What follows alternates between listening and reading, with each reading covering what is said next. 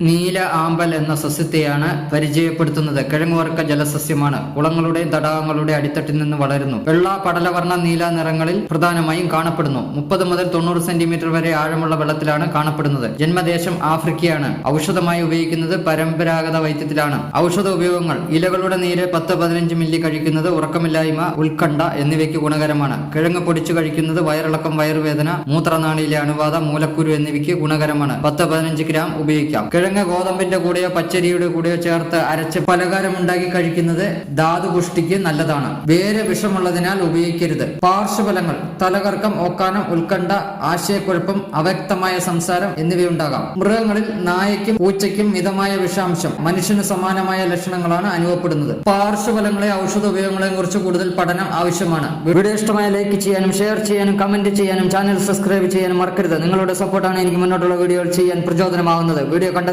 നന്ദി.